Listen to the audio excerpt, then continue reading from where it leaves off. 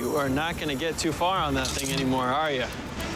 I will be taking these back to the jewelry store you stole them from, but you can keep these if you'd like. What kind of idiot still thinks I can't outrun bullets? That guy should be the criminal poster boy for what not to do against the Flash.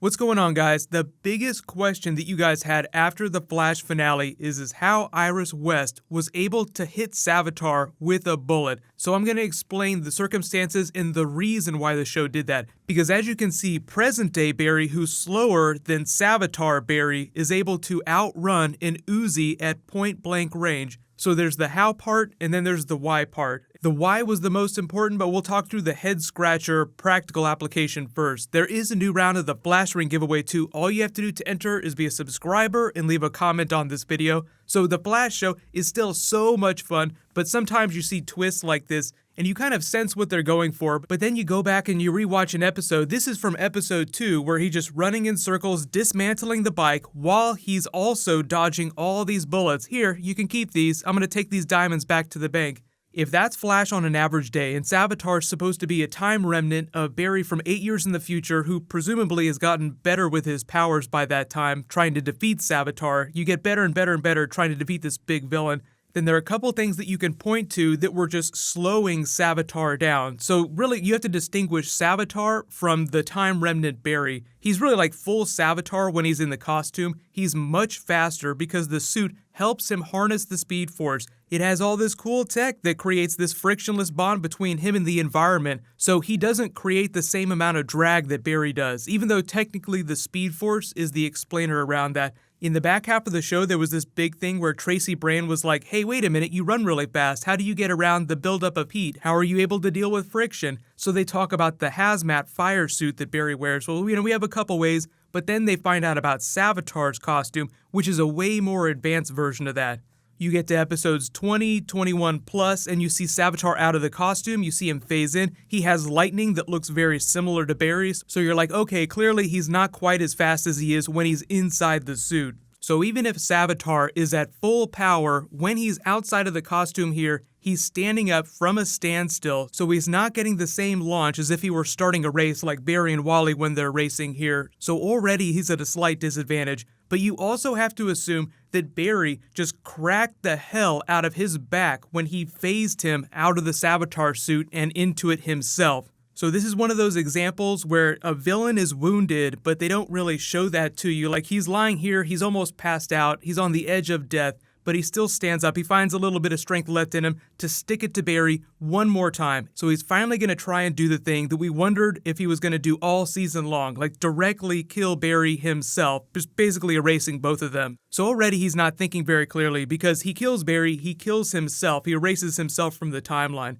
But he's also really distracted. Nobody's paying attention to Iris, he doesn't know what's happening behind him. So he's been wounded, he's not thinking clearly, and somebody behind him has a gun, which also, still pretty quick. Even under normal circumstances, the Flash would have to focus in order to catch or dodge a bullet. So I think there's this misconception about Flash's abilities. So yes, he's connected to the Speed Force, but it's not like a Wonder Woman thing where he's always at 100% strength. He moves at normal speed until he wills himself to move at super speed. So when he's pursuing something, unless he's focusing on it, it's not really in his peripheral vision. He's still subject to a lot of the same things that other people are. If you tried to shoot someone and they were looking at you, they could try to dodge, but if they weren't paying attention, it'd be a lot easier to get them in the back. Most of the confusion here is just because you don't see that Savitar's been wounded. I feel like if you saw him, like, hardly being able to walk, like, oh my god, my back is broken, it would probably make a lot more sense that he wouldn't be nearly as fast as if he were at full power. That's really the how. The why, which is actually a more important reason from a writing standpoint, like the whole reason why they wanted him to end this way and Iris to be the one to kill him, like Candace Patton said in that video, Iris had to be the one to kill him, is because thematically,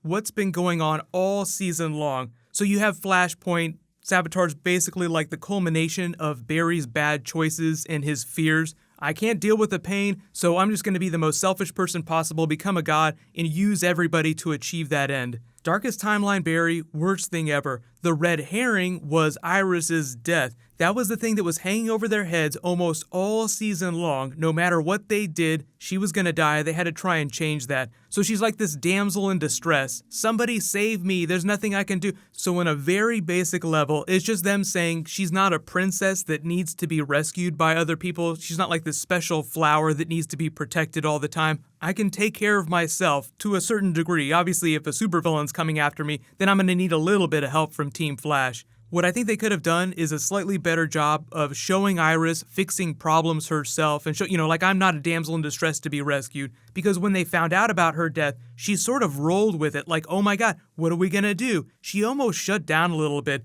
because you look at episodes like this from the beginning of the season where she walks up to this gun, like she's daring this guy to shoot her in a really fearless way. But none of that energy bleeded into Team Flash's plan to try and save her. Like, most of her plans were just part of Barry's plans. Like, we gotta train Wally to save Iris. We gotta look at this Lego diorama for hours on end, trying to figure out a way to stop Savitar. We gotta create the Speed Force bazooka. And it all turned out to be red herrings. None of this stuff was gonna work. They just had to use a little face-changing device, get Savitar to forget about Iris in the brief moment of his rage against Barry and his plans being foiled in order for her to slip a bullet between his shoulder blades. So it was a bit of a mess. I think they could have solved a lot of those problems by just showing Iris having a little more agency in the back half of the season with the Save Iris West plan. Like, they just kept trying to change future things, but none of it really addressed the idea of what Iris was going to be doing about trying to save herself. There were a few moments that they slipped into that final episode right before the finale where Joe's talking to her about handling a gun, like, I taught you how to shoot, you know how to use this, right? She's like, oh yeah, I know how to use this.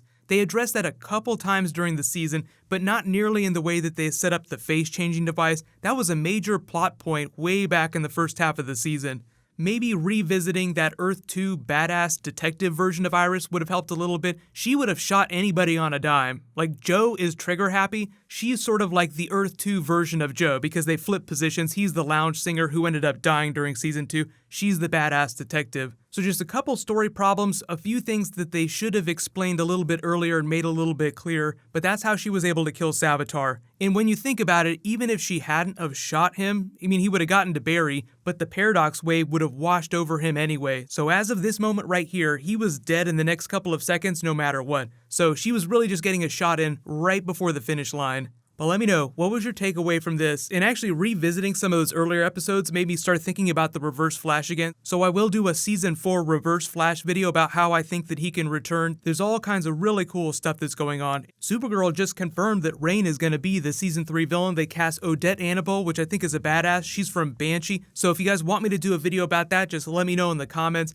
But there's all kinds of comic book stuff happening this week. There'll be new Wonder Woman posting tomorrow. Congratulations to the latest giveaway winner, Carol Green. Please private message me on the back end of my channel so I can get your contact details. There was a new round in this video. I'll announce the winner the next time I post a DC video. While you wait for that, click here for a brand new Spider-Man Iron Spider, and you can click here for my non-spoilery Wonder Woman review. Thank you so much for watching. Let's high five. I'll see you guys tonight.